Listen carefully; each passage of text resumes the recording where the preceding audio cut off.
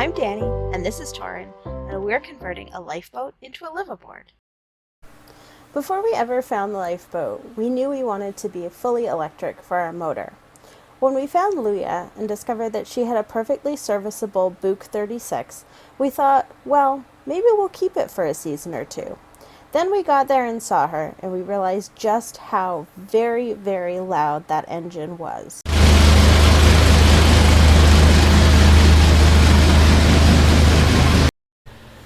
We might have put up with all that rattling and shaking with a good pair of noise-canceling headphones for a year or two, but we also started to think about how much we were going to build that would be going in and around where the engine was, and realized that really, if we wanted to get the engine out at any point, that time, unfortunately, was now.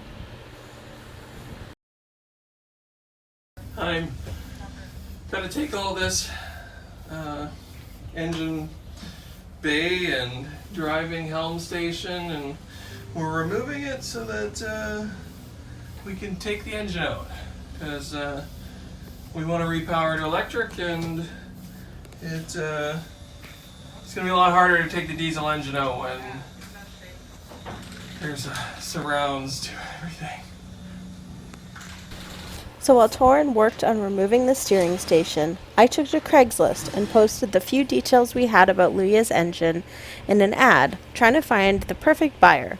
We didn't really think he would exist, but it turns out he was just one small island away from us, and thrilled to have found the very engine we had available. Even better, he had his own crane truck, and arranged to come by the yard later that very same week to pick it up from us. We couldn't believe our luck. To sell it in less than 48 hours just seemed like a crazy coincidence.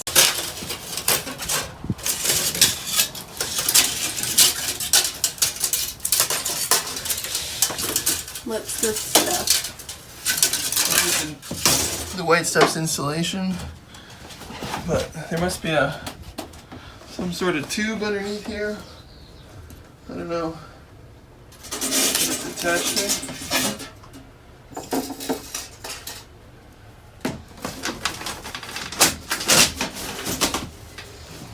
That's what we're trying to get out. Luckily, all the various bits and pieces came free without too much trouble.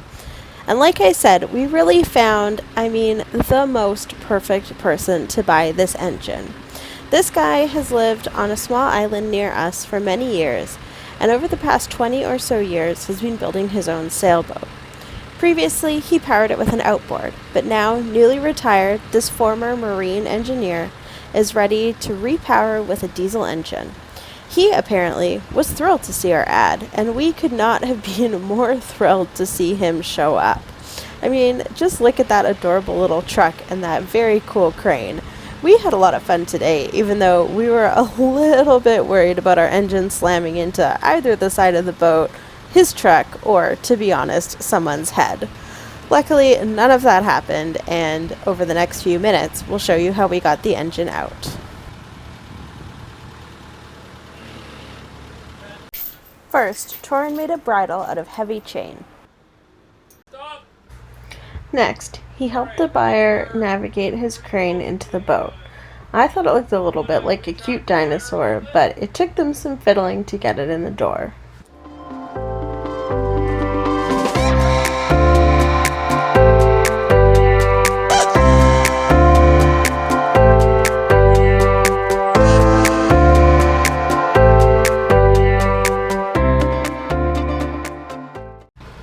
After a little bit more back and forth, they were ready to pull the engine right out of the boat.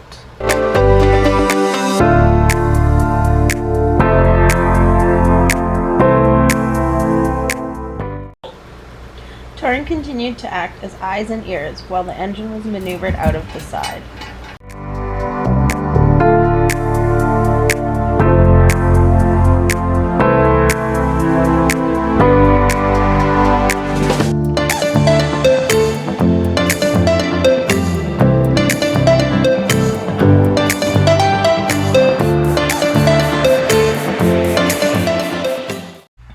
This maneuvering continued until we realized that in order to get the engine out, we'd need to get rid of that metal support that was halfway through the span of what would later become our walls and window.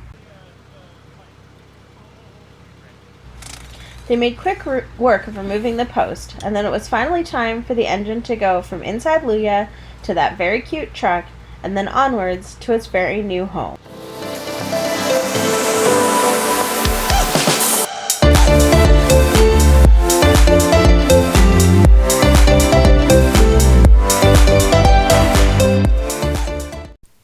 Best of all, we asked if he would help us take out some of the large pieces of fiberglass that we had recently removed from the boat to save us having to drop them down the side ourselves. Not only did he help us out by using his crane, he even asked if he could take them with him. It was perfect because we had thought we were going to spend that entire day cutting them into tiny pieces so they could be thrown out. But in the end, he just loaded everything up and trundled off out of the yard. It was amazing.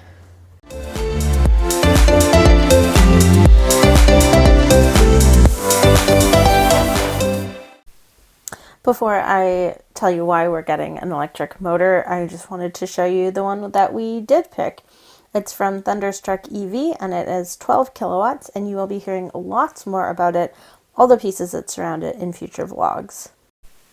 Also, apologies for all the B-roll coming at you in the next few minutes. We don't have video to really illustrate this yet, and so we just tried to make it look pretty while we talk at you for a few minutes. So we want to talk today a little bit about why we are going to convert Luya to an electric motor. We know this is nothing if not a controversial topic, and we will be bringing it up again and again, of course, as we do our conversion. We'll be showing you guys exactly how we install it and taking you along for our test rides and all of that. But right now, for today, we just wanted to quickly touch on a few reasons why we're converting to electric. So first of all, why we're going electric? Well, for us, it's a multi-pronged thing. Of course, like many people who switch to electric, the environment is a factor.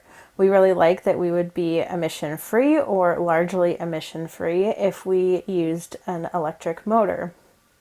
On the other hand, we are not naive enough to think that an electric motor with battery technology, the way it stands now, is some be-all and end-all magic bullet in terms of having vehicles that are fantastic for the world. There are, of course, many challenges. The way that battery materials are mined, disposed of, recycled or not recycled, and a variety of other issues mean that electric motors cannot really be looked at as perfect. And of course, we know that, and the industry does as well. And I'm confident that in the future we'll have more options that are more, environmentally friendly, sustainable, regenerative, recyclable, and overall better. But we're not there quite yet. So we can say, yes, the environment is a factor, but it's not the factor. So another thing for us, we really like the idea of how quiet it is. Any sailor will know that feeling of turning your engine off and having the wind and the sails take over, and how you don't even realize how loud your engine is until it's no longer putting along behind you, or in the case, of course, of this one, having an absolute banger of a time in your ears. We didn't want to need ear protection to be driving around in our boat. And I think for us, yes, of course, we're a powerboat, so that's part of it, but when we picture puttering down the canals, it's such a peaceful thing to do, just to sort of putt along at 3, 4, 5 knots and see the cute cafes on the side and the people walking down the towpath, and of course the birds and the other animals, and we don't really want to be disturbing that with our disaster of a diesel engine. And so, yes, quiet and peace is a huge part of it. We really like how nearly silent the motor is. We also like how it's lower maintenance. Of course, there's no oil to change. There's fewer things to break. There is no through hulls required in terms of being part of the cooling system.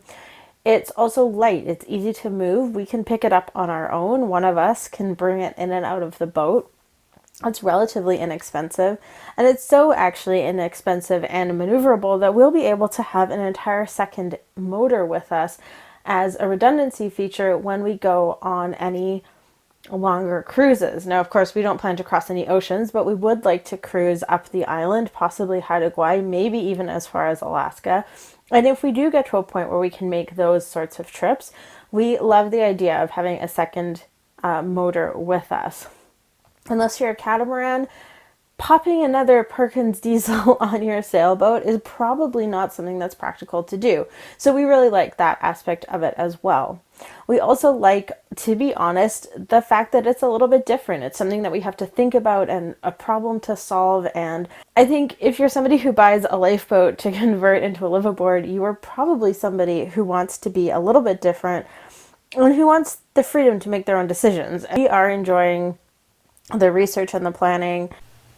And I think the final thing that we're enjoying is the flexibility of how we will actually power Luya and having some options. So, of course, we can plug in at the dock. We'll have tons of solar. We'll talk about that in a future vlog and show you our systems. We'll also be adding a diesel generator, so we will ultimately be a hybrid system, though our intention is to cruise off solar and the electric as much as possible, but we do feel that the responsible choice to make is to have a diesel engine or a diesel generator, so that if we are going further afield, we aren't relying on the sun, which certainly on this coast is not always an available resource, but also are making sure that we just have the options available to us to kind of have what we hope will be the best of both worlds. I know in the comments people are having range anxiety for us, so hopefully that puts your mind at ease a little bit. But that, that sort of sums up the current highlights, at least as far as we're concerned, in terms of going to electric on Luya. I know this is getting long. Believe me, it's like very much skimming the surface of all of the planning and discussions that we've had. Even just yesterday, we went for a walk for over 2 hours. All we talked about was our battery bank. Like, it's just kind of crazy the amount of time that has gone into thinking about this. And even that said, we don't know how this is going to go. So you guys are coming along on the ride with us. Of course, our videos are horrendously as behind, as you know by now, but you'll get to see with us, or sort of a little bit behind us, how things are going. And travel along with us. We're super excited to have people so interested in this. And if you are enjoying this kind of crazy conversion, both from a lifeboat to a liveaboard and from diesel to electric, please like and subscribe so you get to see the videos when they do get posted. We have every intention of increasing the speed of posting. Apologies for how slow that has been so far. And if you do want to skip ahead and see where we are in real time on Instagram, Living on a Lifeboat is a pretty good place to start. We're posting just about every week whatever project we're working on that weekend in the marina, and soon to be back in the yard where we're going to be installing our electric engine, so our motor. So stay tuned for that. We're really excited, and thanks so much for following along. Have a great day. Bye.